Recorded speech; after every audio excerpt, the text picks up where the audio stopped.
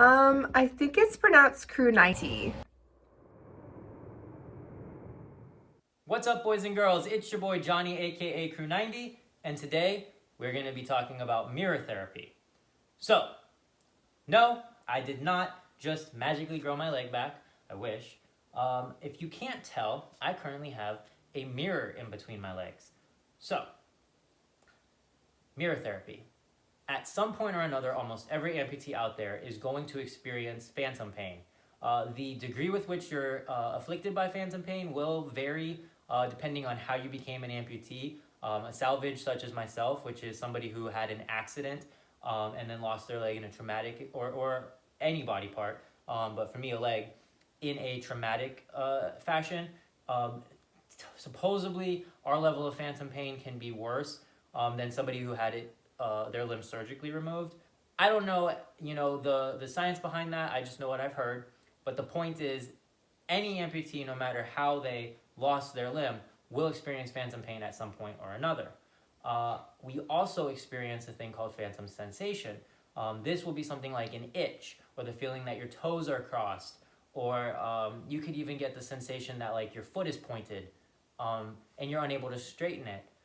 These are things that even like years into being an amputee, we will still experience, because the longer you're an amputee, the less, I don't want to say the less frequently, although yes, the less frequently, but more specifically, the less intense your phantom pain will be. I've been an amputee for 10 years now, and the phantom pain that I do get does not come as frequently, and when it does come, I can handle it pretty well. Whereas back when I first lost my leg, the phantom pain was constant. I mean, like multiple times a day, daily, and it was incredibly excruciating. So if you're interested in more about phantom pain or phantom sensations, I did do a video about both of those. You are more than welcome, and I urge you to go ahead and look those videos up. But for now, we're going to be talking about how to deal with it. So, the mirror therapy. This is one way that a lot of amputees, myself included, have found actually helps combat phantom pain and phantom sensations. Now, I personally used this when I was a newer amputee, and I would have nights that I could not fall asleep because the phantom pain was just way too horrible. Or I would be asleep and it would literally wake me out of my sleep and I couldn't fall back asleep. Any mirror will work. Long, like just a short one, ones that have a frame, one that doesn't. For me, it's kind of hard to show the mirror on camera. Like, this is my mirror. So for me, I actually have a full length mirror that doesn't have any frame. It works really well for me, but any mirror will work. So obviously, most people can already figure out the basics of it. You are putting it in between your legs so that you see your flesh and blood leg in the mirror, and it tricks your brain into thinking you have both of your legs again. So I do have a tattoo on this leg, which is showing up in the reflection right there, but whatever. Point is, my brain is sufficiently tricked into thinking that this leg grew back, and now I have two legs again. So what you want to do is you want to begin to move your real flesh and blood leg while staring in the mirror at your reflection. Now, the way I have this mirror angled, I can't see my reflection at all. I'm angling it more for the camera. So I'm going to be watching my reflection by looking at the camera.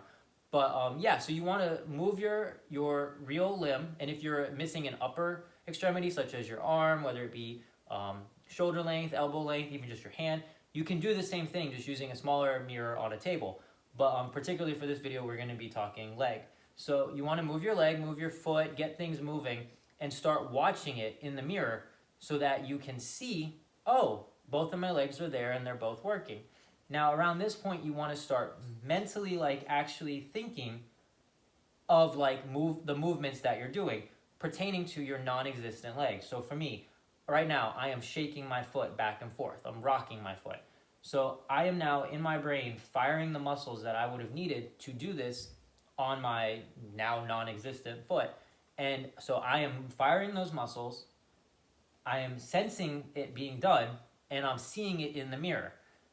So it really does kind of trick your brain into thinking that your foot is back, your leg is back.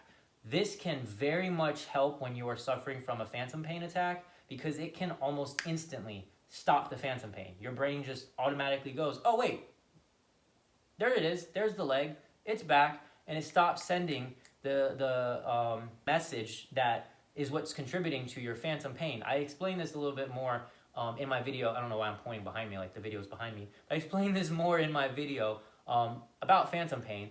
But yeah, basically your brain sends signals, your missing limb sends signals to your brain. This is very scientific. And that's what makes you have phantom pain. So when you start seeing it in the mirror, it can stop it. Now, like I said, phantom sensations.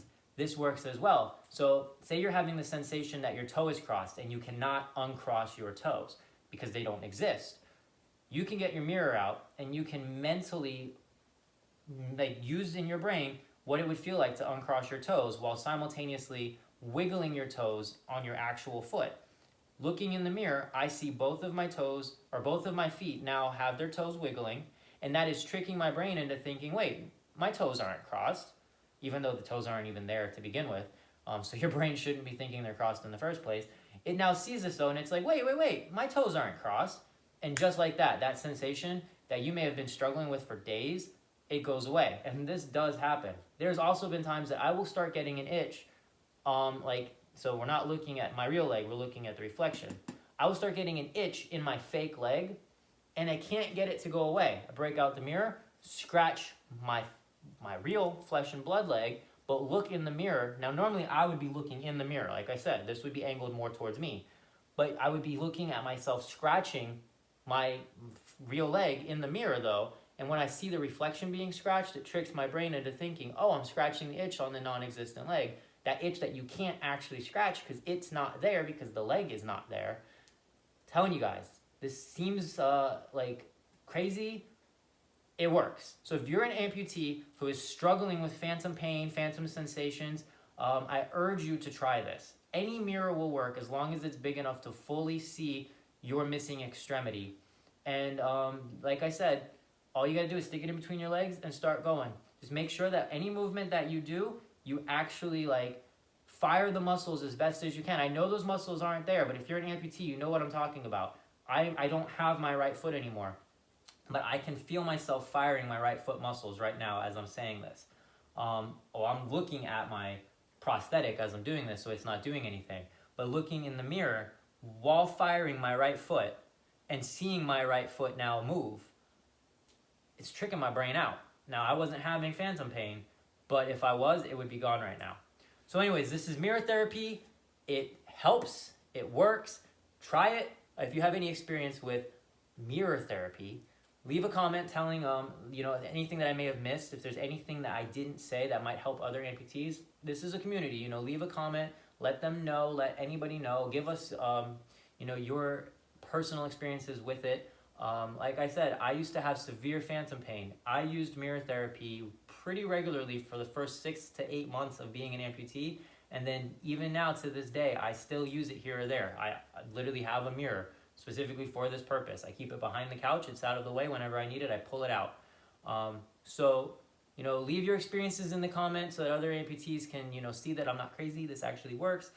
If you have any tips that I missed, comment that so other amputees can get some advice. If you are an amputee and you are having phantom pain, I urge you to try this. And there's your mirror therapy. So as always, it's your boy Johnny, aka Crew 90, and I'll catch you next time.